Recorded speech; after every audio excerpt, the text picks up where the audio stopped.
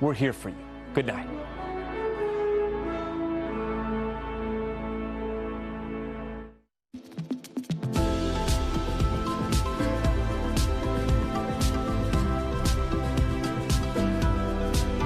This program lineup is brought to you by Vision Express. KUAM TV8, home of the Milan Cortina Olympics. Coverage begins February 6, 2026. KUAM News headlines are presented by Calvo's Insurance, protecting Micronesia for 85 years. Matson and the Adai Itano program. Apply at matson.com and McDonald's of Guam. I'm loving it.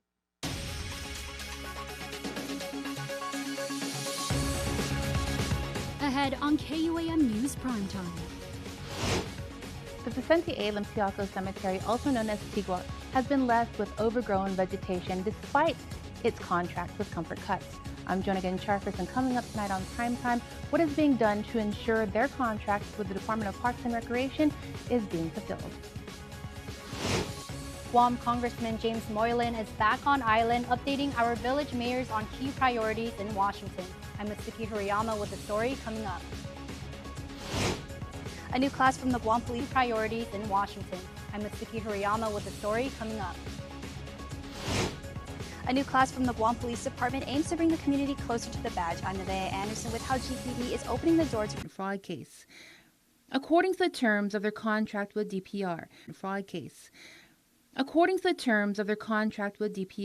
from January through June, the dry season, they're required to cut the grounds twice a month. From July through December, the rainy season, 3 times a month. But that clearly didn't happen, and it hasn't gone unnoticed. Vice Speaker Tony Ada is the chair for the Committee on Parks. He immediately reached out to DPR. Trying to get an idea of where this contract is currently at and whether the company has already been paid for the services that for the maintenance of the Tigua Cemetery. I was up there, and yes, it's not just several weeks. I think it's been perhaps maybe a couple of months that it hasn't been maintained. So, that's very concerning. It's unsightly and it's really uncalled for. And we hope that the company that has already been selected and has been awarded the contract will, keep with their contract and maintain the cemetery that's supposed to be. But PD Mayor Jesse Alex says the situation is unfortunately not unique, and it's been allowed to continue for years. It's so sad that it is nothing unusual. But come end of October, that'll be cleaned up because of All Souls Day. And then after that, we're not sure when that's going to get cleaned up again.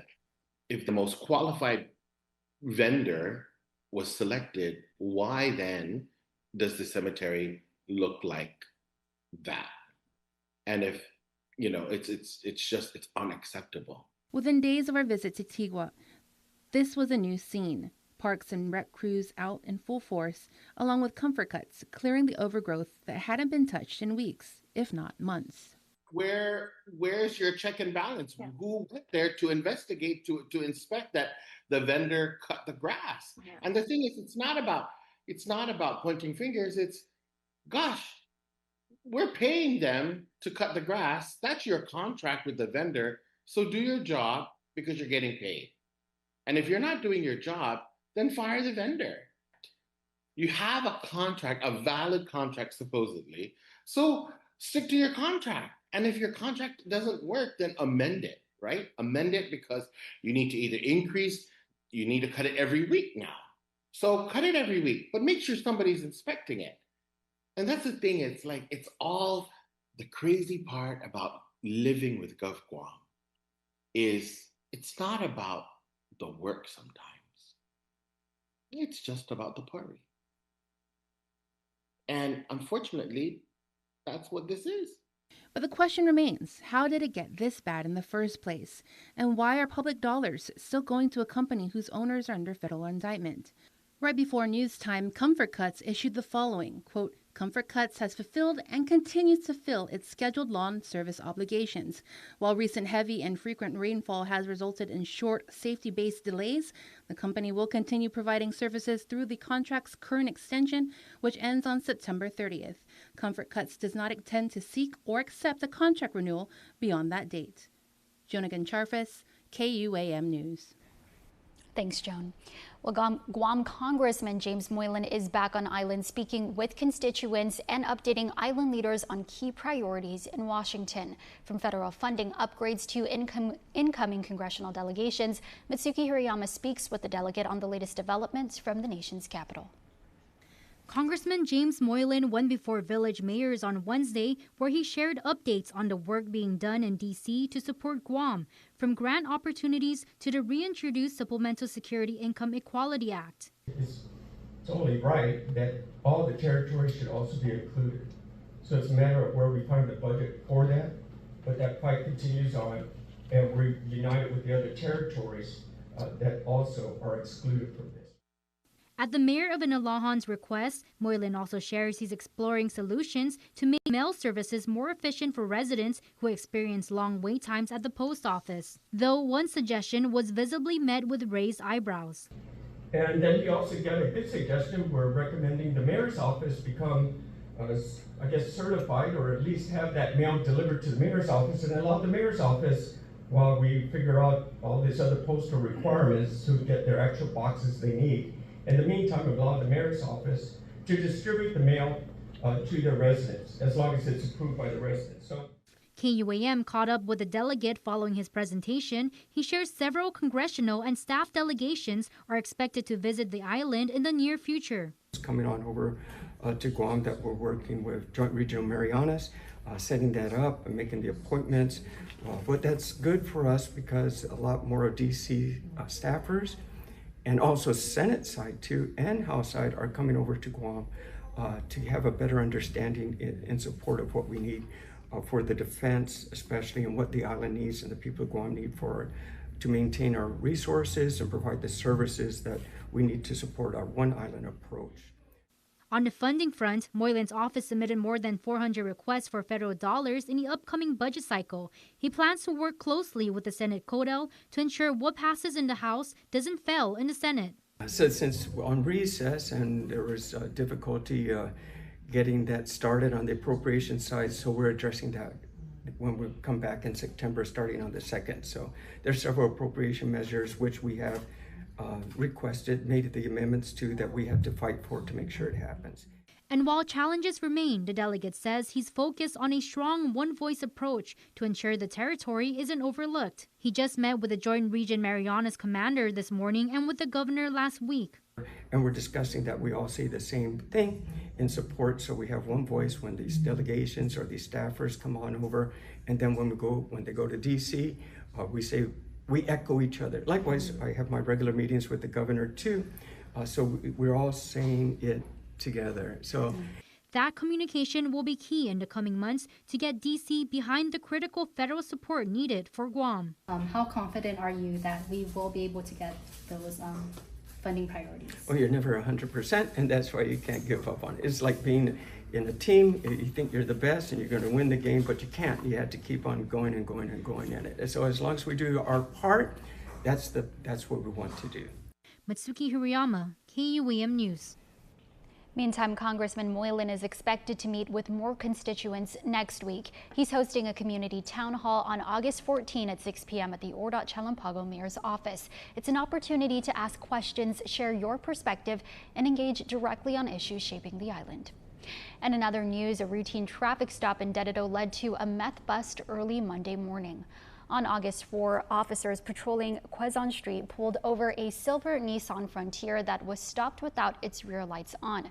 The driver, identified as Ronaldo P. Alves, appeared nervous, shaking as he searched for his license and registration. Officers grew suspicious after noticing Alves kept looking at the area near his handbrake. He denied having any weapons but consented to a search. Inside, police found a sealed bag of suspected methamphetamine and a makeshift pipe with residue. After initially denying ownership, Alves later admitted the drugs were his. He was officially arrested just minutes later and now faces a third-degree felony charge for possession of a Schedule II controlled substance. A Manila man is facing serious charges after police say he stole a company truck, then claimed he simply, quote, found it and drove it home. 28-year-old Casey Moses was charged Tuesday with theft of a motor vehicle as a second-degree felony. According to a magistrate's complaint, an employee at Reliable Builders Incorporated reported a white 2008 Ford Ranger missing early Monday morning. The company's gate had been left wide open, its lock and keys left on the ground. And now, hours later, the stolen truck turned up just down the street, parked at a private residence on Marigold. That's where police found Moses, who allegedly told officers he came across the vehicle in a nearby open lot and decided to take it home. He now faces a felony charge and is set to appear in court. Well, today marks 28 years since one of the darkest mornings in our island's history.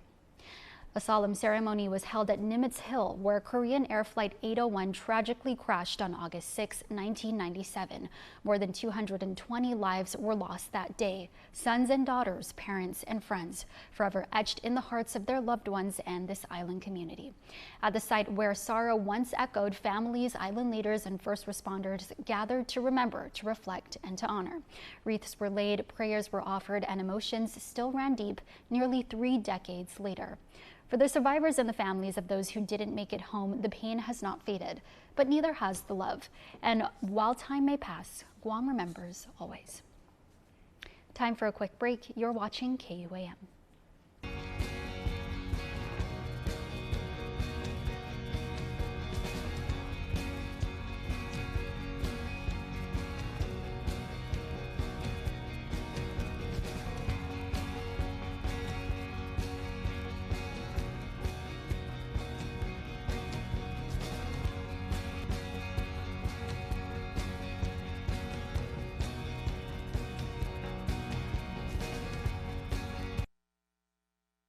Get set to ace the school year with Kmart's A+ deals for every grade.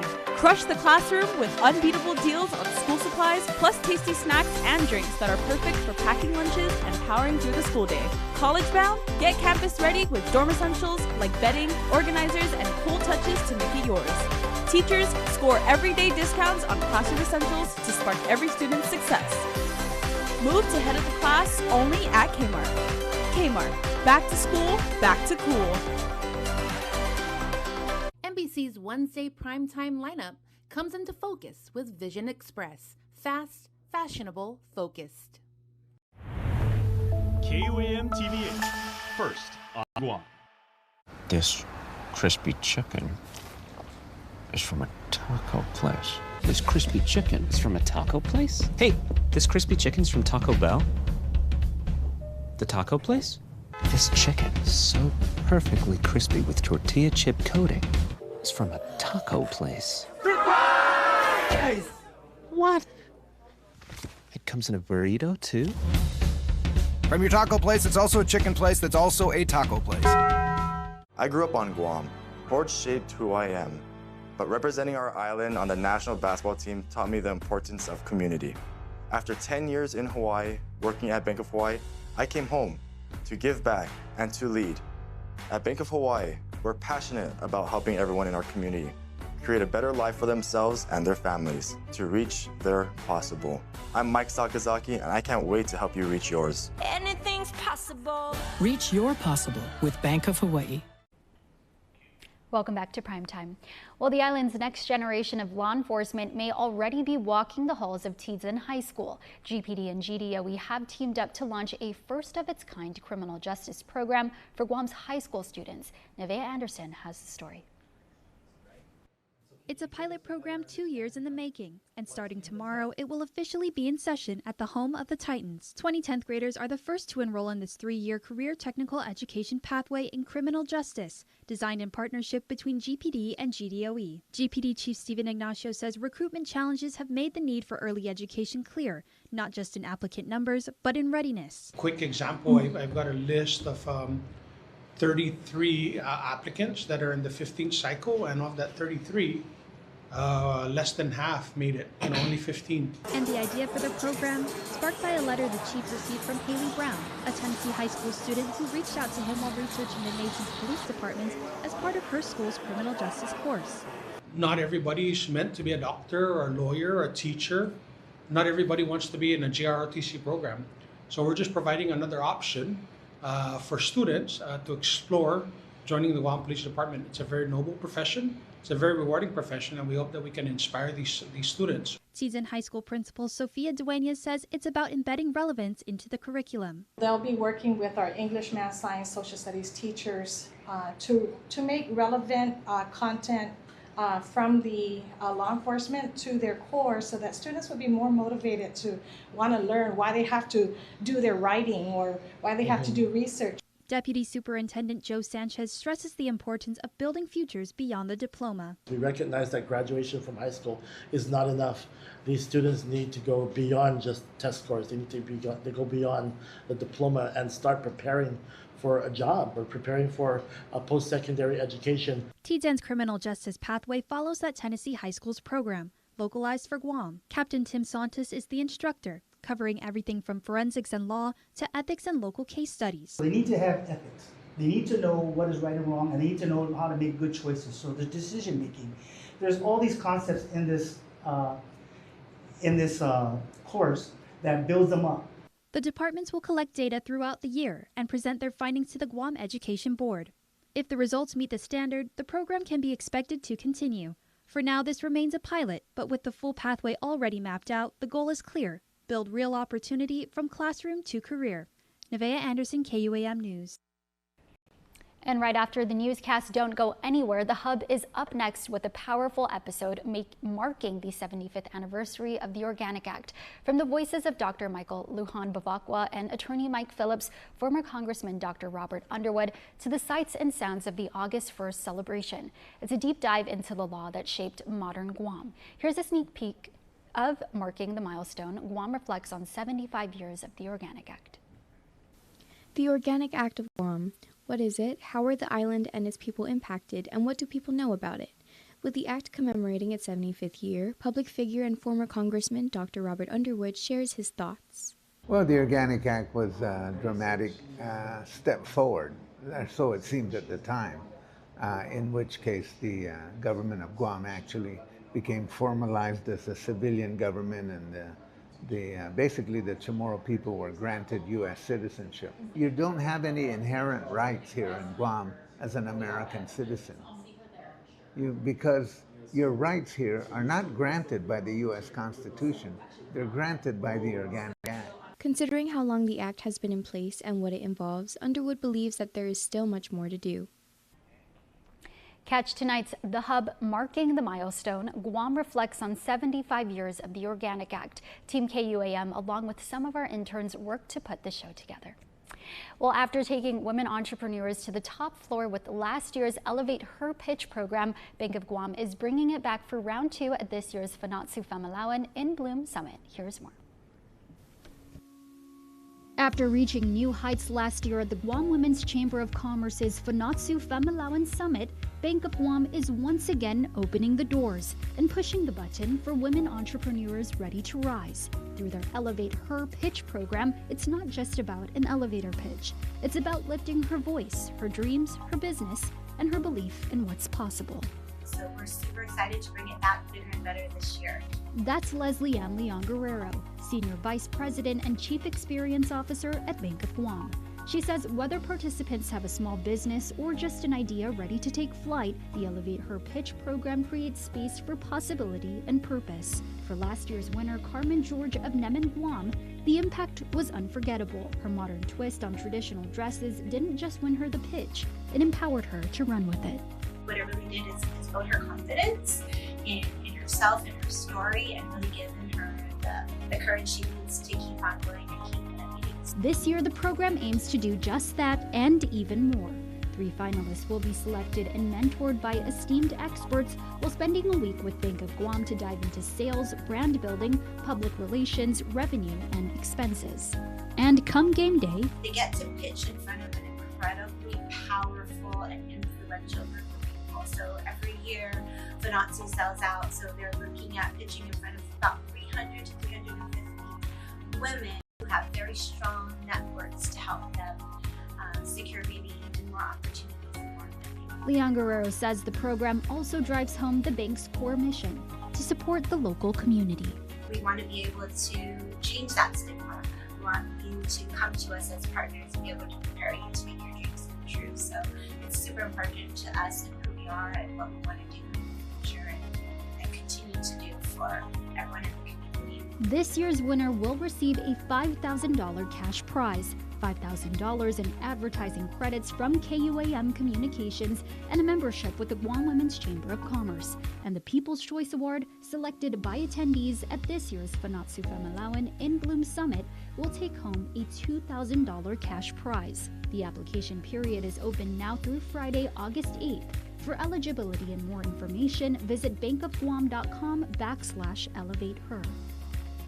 Meantime, Fanatsu Famalawan 2025 in Bloom will take place at the Hyatt Regency Guam on September 26. For tickets, visit KUAM.com. Now for a look at your world at home. Here's a view from Two Lovers Point.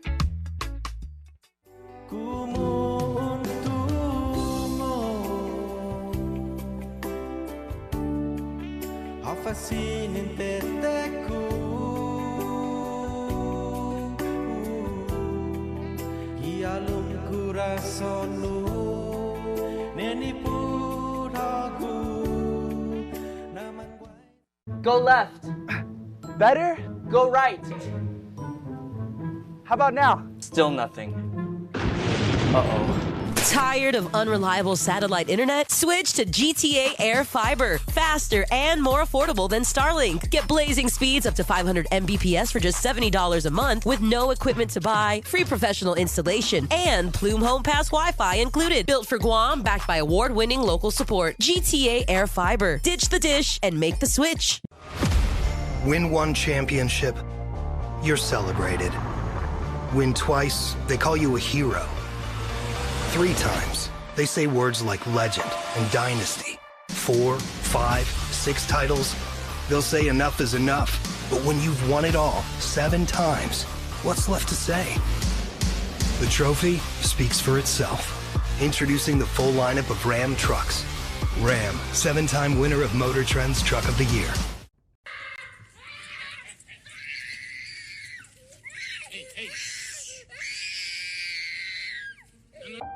Sometimes parenting can be hard.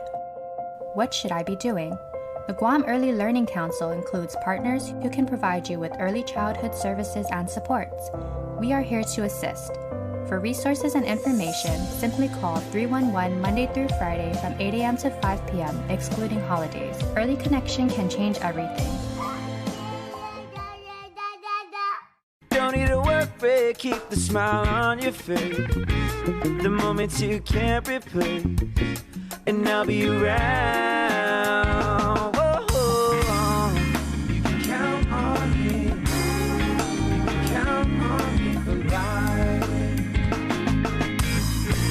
Wherever life takes you, we're always here for you. Calvo's Insurance. Count on us for life.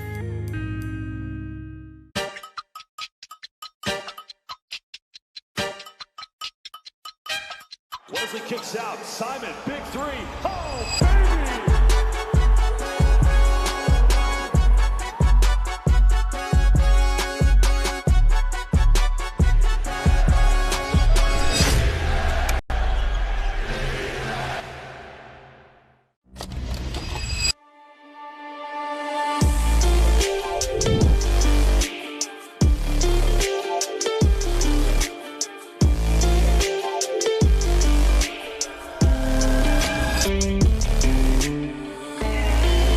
de Guam. I'm Franklin Anetsi Jr.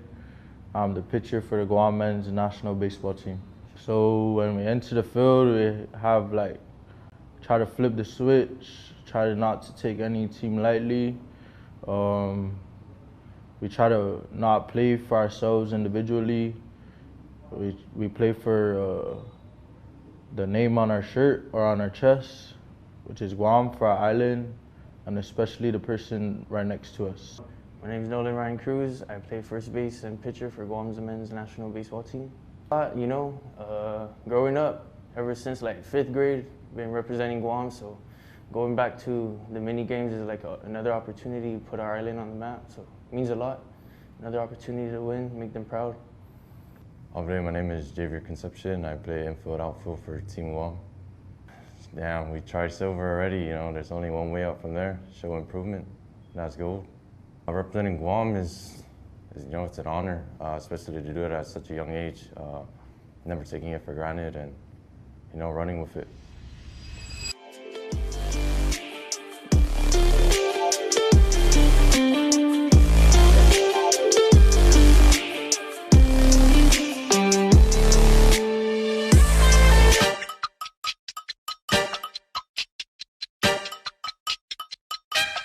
Wesley kicks out. Simon, big three. Oh, baby!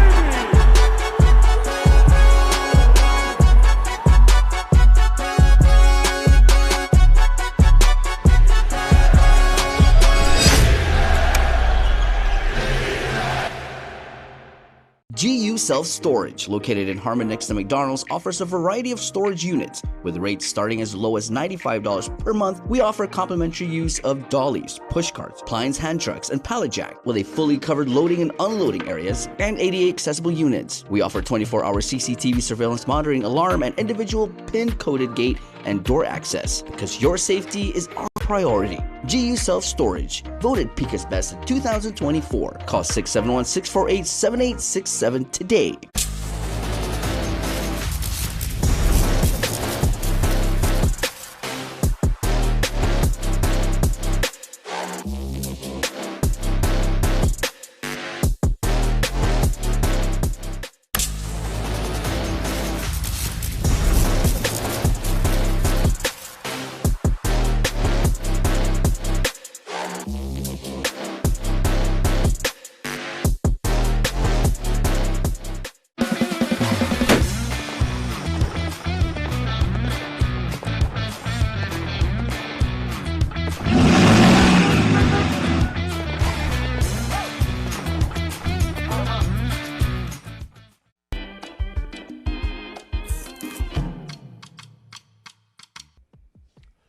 Okay, everybody, if week 2 is anything like week 1 of the Tumon Night Market, you have to be down there because Guam's tourism epicenter is the place to be 5 to 9 Sunday. Make sure to get there early, make sure to bring some money, but you're going to save a lot of money and you're going to have the time of your life. Check out everybody's social media. It was all over Instagram. Everybody had the time of their lives, and it is ongoing, and it is super, super awesome. Can't wait to see what we have this week. All right, the Sablan family reunion is happening. This is one of the most talented families on Guam, and they're really, really good people too, and they are all getting together for the family reunion. I love family reunions. Now check this out. Polly Suba, who's a Sablan, of course, is going to be the MC, good guy. Johnny Sablan, a local music legend. Matua Sablan, you guys know Matua. He's amazing in his own right. I used to play with Joylene Sablan in church. Amazing family. There's so many people partaking in this. It's going to be absolutely amazing. This is August 9th, starting at 10 in the morning. It's an all-day event down at the plaza. And it is tea time, so make sure to help our friends at the Guam Football Association because they are celebrating their 50-year anniversary, the golden anniversary of the beautiful game, Soccer on Guam. And they're having, of all things, a golf tournament. So make sure to go down there, check them out, because register for their golf tournament. This is happening at the Leo Palace on the 29th. You are going to see Guam's best footballers. Soccer, however you decide to call it. I'm not getting in the middle of that, but they are going to have an amazing tournament. Soccer and golf. It's a beautiful thing for the beautiful game.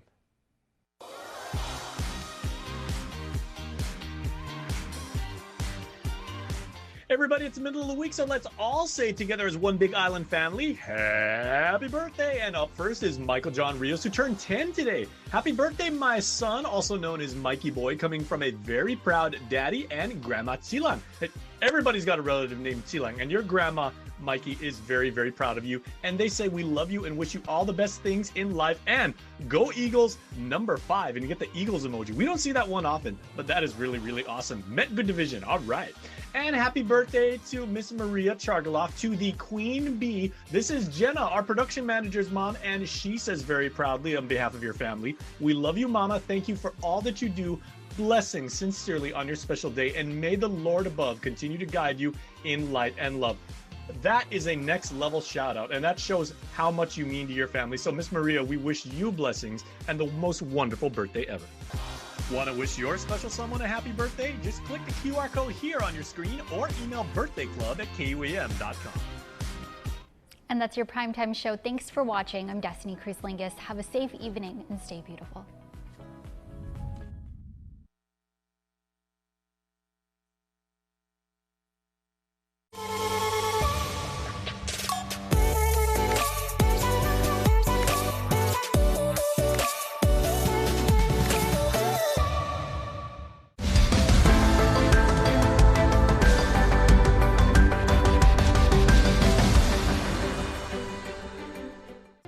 Hafa-day, I'm Matsuki Hirayama. Welcome to a special edition of The Hub.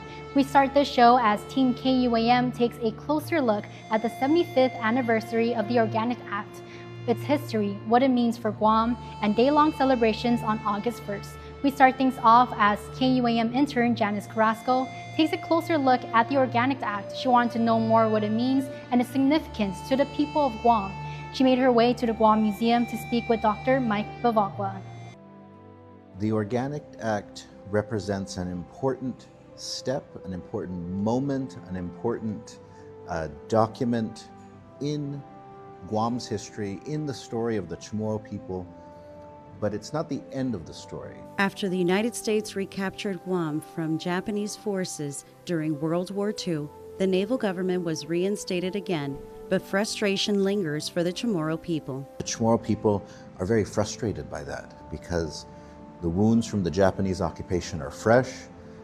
They're still burying the dead from the occupation, and the Chamorro people were loyal to the United States. They died for their loyalty. And so they felt that after all that they'd been through, to still be denied self-government, to still be denied the right to even elect their own leaders, to still be denied the basic sort of dignity of having their own government in their own island, that was too much. Guam Museum curator Dr. Michael Lujan Bavacqua explains with emotion the story behind the Organic Act and the hardship leading to its passage. The Chamorro people don't really have a lot of rights. They're U.S. nationals. There's no citizenship. They don't have rights under the Constitution. The Navy gets to a naval governor gets to decide everything. They would like more rights, self-government. They want to participate. They want to elect local leaders. They want, basic rights, basic respect. This doesn't happen, though, before World War II. After the Chamorros have been through so much pain, death, and injustice, they wanted to know what was next.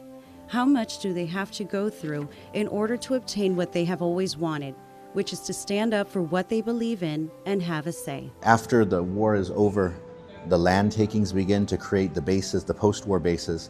And so the Chamorro people start to lobby their appointed local elected leaders, and they start to basically say, what is going to happen to us? There's so much uncertainty. What's next? And so this really starts the citizenship movement. People such as the late Carlos Taitano, people such as Franklin Baza Leon Guerrero, Tony Wampat, other leaders of that time lobbied the United States more forcefully. They traveled to Washington, D.C. and found supporters who spoke up to the media about how unfairly the Navy was treating them.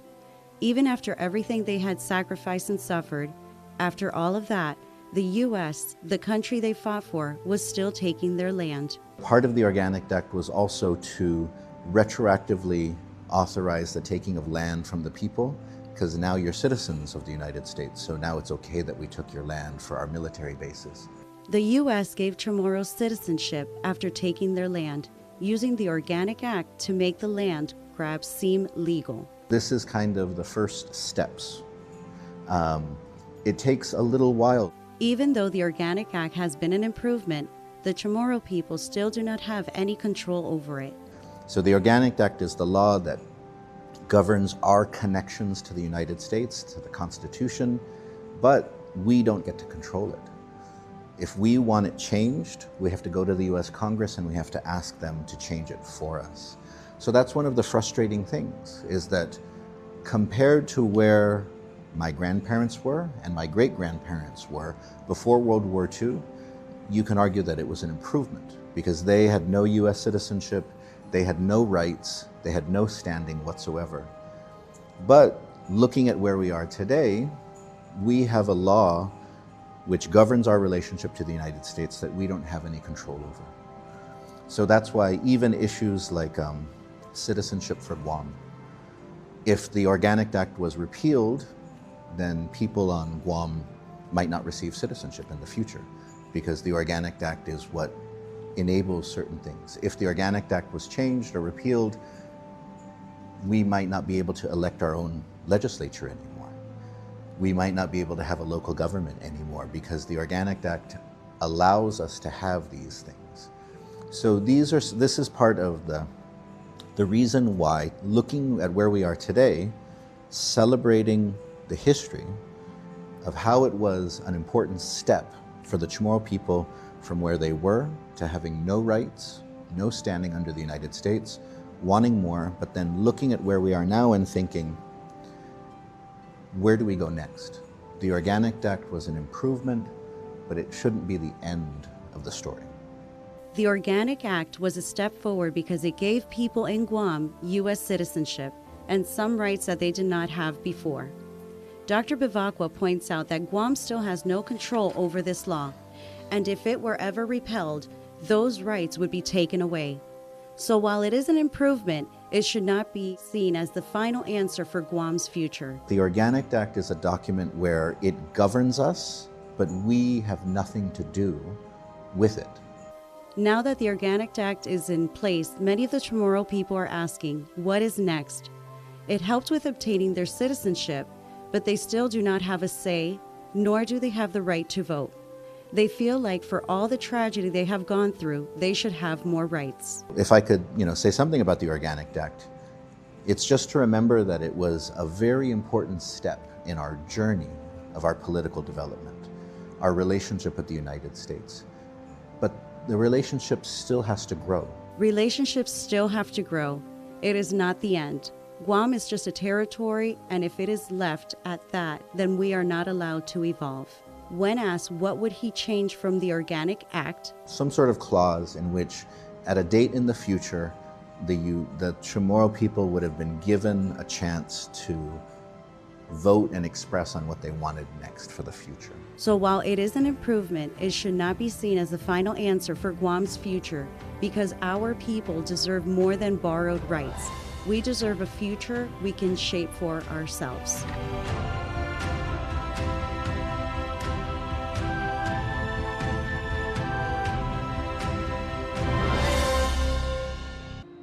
Don't go anywhere because coming up next, Destiny Cruz Langes speaks with attorney Mike Phillips, who shares his personal connection to this pivotal chapter in Guam's history.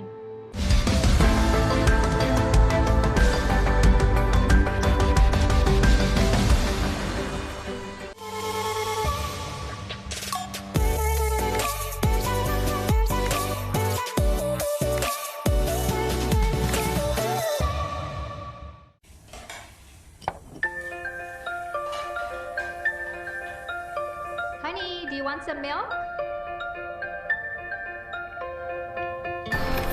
Do you ever wonder how your favorite products make their way into your local stores?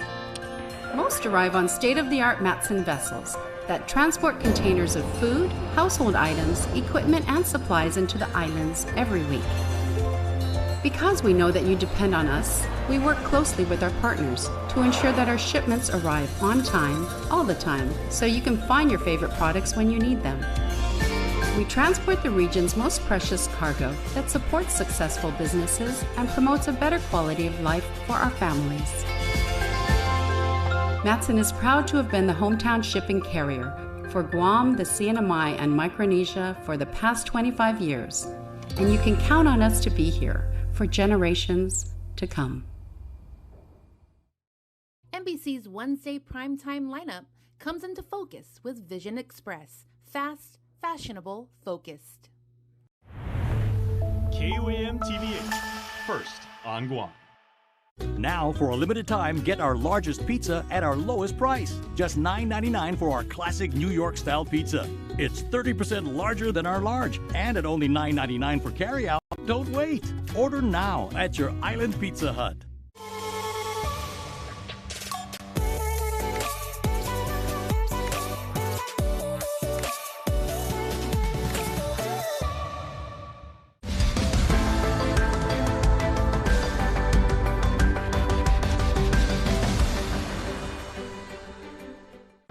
The fight for human, civil, and political rights on Guam began in the early 1900s, pausing only briefly during the war. But soon after liberation and amid sweeping land takings and no change in political status, the Chamorro people of Guam pressed forward. We take a look back at a defining moment when they rallied together, raising funds to send Baltasar J. Bordalio and Francisco B. Leon Guerrero by Navy ship to Washington, D.C. in pursuit of U.S. citizenship. Tonight we speak to attorney Mike Phillips, Bordalio's grandson, who speaks about his personal connection to this pivotal chapter in Guam's history. For attorney Mike Phillips, growing up, Baltasar J. Bordalio was simply Grandpa. As a child, Phillips didn't yet grasp the weight of his grandfather's legacy or the significance of his contributions. I grew up with him as my grandfather, so I ranched with him and did that for years, as my brother and my cousins did too. So I knew him from that perspective. It wasn't until his teenage years, through college and into law school, that Phillips began to unpack the history his grandfather helped shape. He started to understand the causes B.J. Bordalio fought for and his role beyond Grandpa. Bordalio was chair of the upper house and part of the two-man delegation, alongside Francisco B. Leon Guerrero, sent to Washington, D.C. to lobby for U.S. citizenship, an effort driven by island-wide support. That effort to raise money to send my grandfather and F.B. Leon Guerrero to Congress. And they would take sheets and go from house to house singing, and the school children all contributed. Read what was said in Congress. They said, "You took school children's money to come here." I'm like, you're kidding me, right? No, it's they saw it as something bad. And it's like, these guys rode a ship. I mean, it took weeks to get out there, but that's the perspective. And despite that perspective, the goal was clear and true. In a speech before leaving for D.C., B.J. Bordalio explained the purpose of their journey. He talked about the reason why they would seek U.S. citizenship, and it was because they wanted full human, political, and civil rights. And a lot of people don't think that means anything, and it really does. There's a significance there. And while legislation was introduced in Congress when the pair arrived, the final word coming down. Phillips says the delegates were offered a title, nationals, but without rights. They were told they could return home as heroes, but they refused. When he was leaving his presentations in Congress, they knew that it wasn't going well. The Department of the Navy showed up and testified very strongly against Guam, receiving any of the rights and privileges. B.J. Bordalio even writing a report to the Secretary of the Navy outlining conditions on the island. This is after his congressional presentation. He knew it wasn't going to go well. I mean, he knew that there's no hope that they were going to pass the bill. But if you look at the things that he asked for, just basically asking that the Navy governor treat them like humans. I said, most people don't appreciate the significance of writing an open letter to the Secretary of the Navy about this Navy governor. That's it. You're going to pay a price. My grandfather was called a communist because he refused to work for the Navy free 2 weeks a year. Chamorro men were required to work 2 weeks a year for the Navy, free. And he said no. Many said no, right? Still, the fight didn't end there and was later reignited through the Guam Congress walkout and ultimately the signing of the Organic Act. And as the island reaches its 75th anniversary of that milestone, Phillips says the work is still far from over. our celebration and recognition of the Organic Act really should be, and that is okay. That's one step. We went a lot further, but we haven't finished. Oh my God, there's so much more to go. Phillips, alongside Victor Lujan, grandson of the late Carlos Taitano, one of the leaders who brought about the signing of the Organic Act, continuing to echo that sentiment today, speaking out during a press conference to kick off the 75th anniversary of the Organic Act. He hoped many things for Guam, and particularly to live long enough to see the day when Guam is no longer a colony. He passed away at the age of 92 with that wish unfulfilled. Even so, my grandfather and leaders of his generation demonstrated that even if the odds are against you, even if the powers against you seem impossible to overcome, you can change things for the better. If my grandfather and his peers could, maybe, and I firmly believe we can, just maybe we can achieve this goal in my lifetime. To me, that example is Carlos Pangilinan Taitano's true legacy. It definitely was something to celebrate. It was a transition, and we kind of left out that part. We've kind of just revolved around the Organic Act, and that's what we have. And it's not. It's such an opportunity. The path is still there, and we just have to fight. Up next, Dr. Robert Underwood shares his perspective on the Organics Act and what it means for Guam. Keep it here.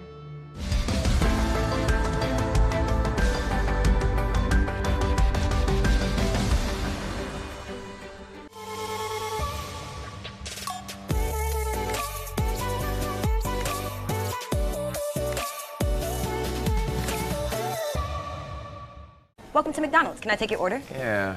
What's a snack wrap? Boom.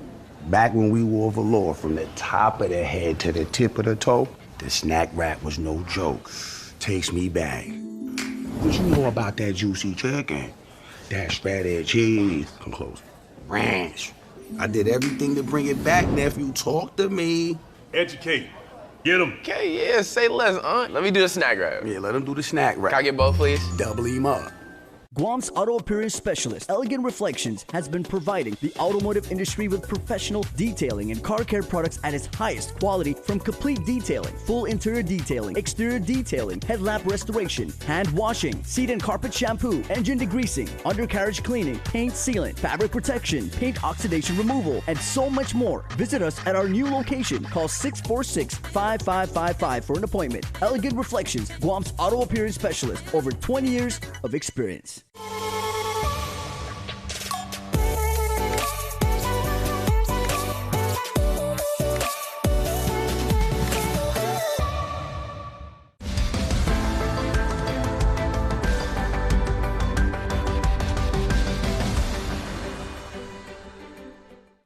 With the 75th anniversary of the Organic Act comes various thoughts and perspectives. Former Congressman Dr. Robert Underwood shares his. He was one of the guest speakers for critical conversations on the Organic Act, our journey yesterday, today, and tomorrow. Our KUAM intern, Ari Kirigua, sat down with him recently.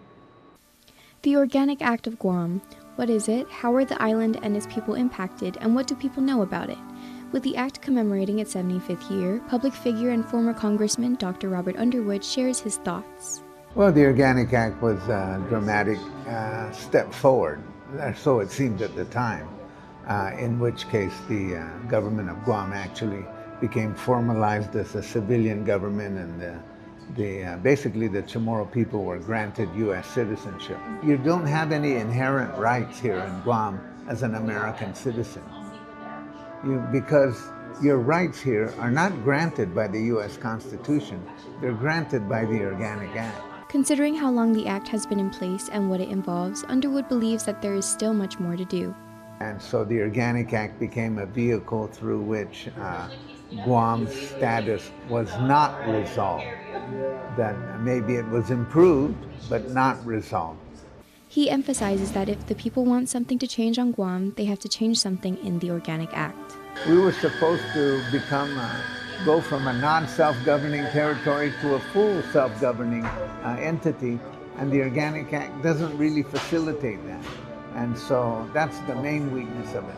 So in a sense, we're stuck. We're stuck in status quo, and nothing represents the status quo like the Organic Act. Underwood addresses that the act leaves the people of Guam without a formal and effective say in the island's political status. The first thing I would change in the Organic Act is that it should allow the Chamorro people of Guam to decide the political future of the island. That's the main issue. That there should be established a process through which we either become independent, freely associated, or a state of the United States. Absent any of that, this will continue on. This kind of colonial status and legal tyranny will continue on for the future. It's like somebody bought you a new house and now you're living in the house, and so, well, it's better than not living in a house, but it's not, maybe not the house you want. And then maybe it's not the house that you can control. So there's a certain element of comfort attached to it. But in reality, at the end of the day, it's only a step. And we're now stuck. Now what's the next step? Understanding the act goes hand in hand with understanding the impact it has. And if change is wanted, Underwood believes it starts with that understanding. It's almost like people don't even understand what it is. They don't understand that it changed the nature of the relationship. They don't understand where their political rights come from. They don't understand that Congress makes all the decisions. It's all there in the Organic Act. And so that is the main focus should be, is how do we change that so that we become more empowered over our lives. If they knew more about the Organic Act, then they'd be happier to change it. I'm Ari Kittigwa reporting for KUAM News.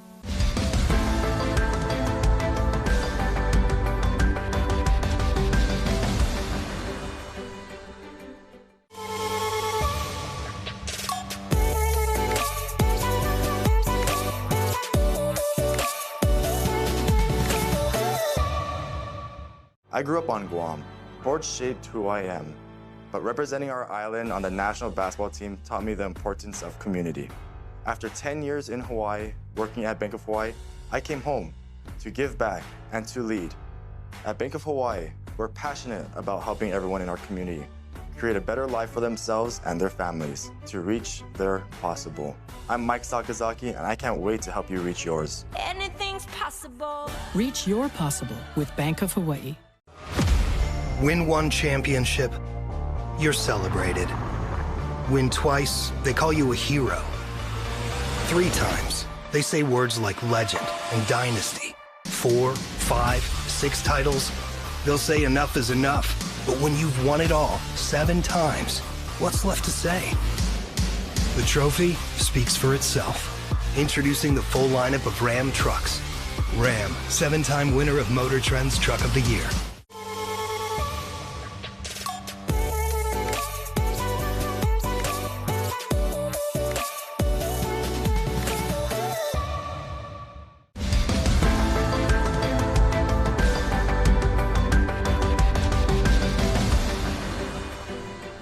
It's August 1st, 2025. 75 years ago, the Organic Act became law, and while it didn't answer every question about our political future, it opened the door to self-governance, U.S. citizenship, and the next chapter in our island's identity.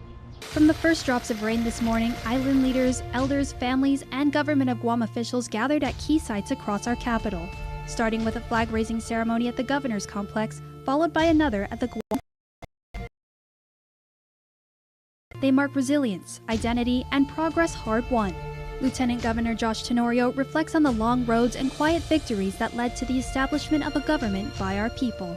For generations, decisions about our future were made thousands of miles from our shores, with limited input, if any, and without our vote.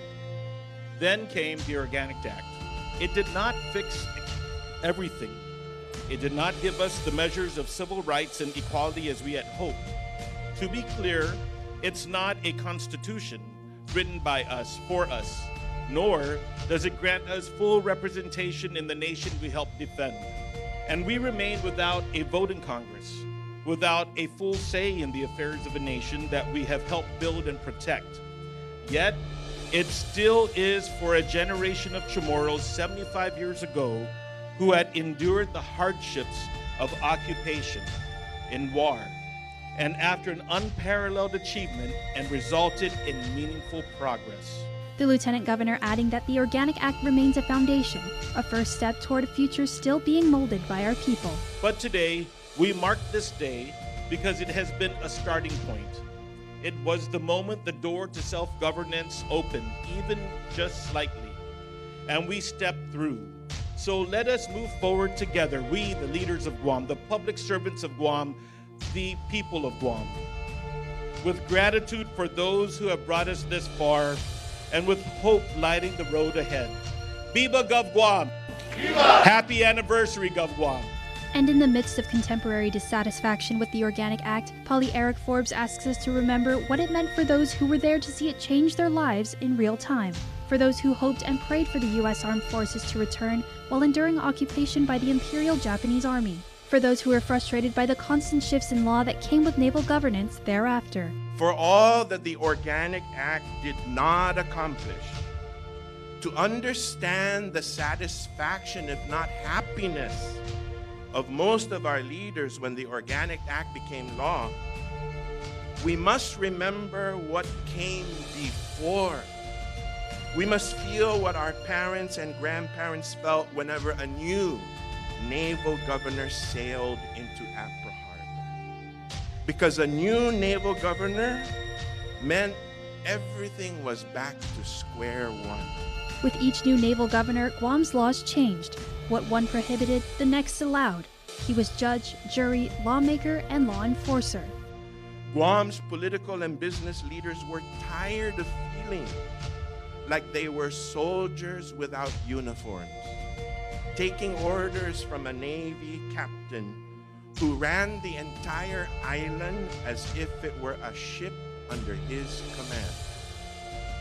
The hope and dream of these leaders was not that the Americans would go away, but rather that Guam would become more American and to be treated as such, with a civilian government elected by the people. Just as our parents and grandparents yearned for a political system that respected the dignity of the people of this land to govern themselves, we too need to cast our eyes towards the future and fight for what enables our people to govern our island in the best way possible for our people's benefit. Following Adaloop's flag raising, at the heart of today's observance, a moving naturalization ceremony held in the very building where Guam's laws are made. Dozens of new U.S. citizens took their oath, standing in the same halls where 75 years ago, our own people finally gained the right to shape our laws. Rita Garcia, the eldest in today's group of new citizens, has been waiting for this moment since arriving in Guam in 1979. I'm so happy for my citizenship. So nice. We are all happy. Christopher Bosses says the intertwining of the two occasions only adds to the joy of the day. It's pretty meaningful, as they said, because it's the first time that they did it here. So I really appreciate the event. And Tina Valdez feels blessed for the journey that led her here. It's been a journey, 25 years before I get to this point. And so I'm very happy. It's a milestone, right? It's very special. So I'm very happy that I'm in this group, in this batch. Very grateful. And at the Plaza de España, these stories come alive.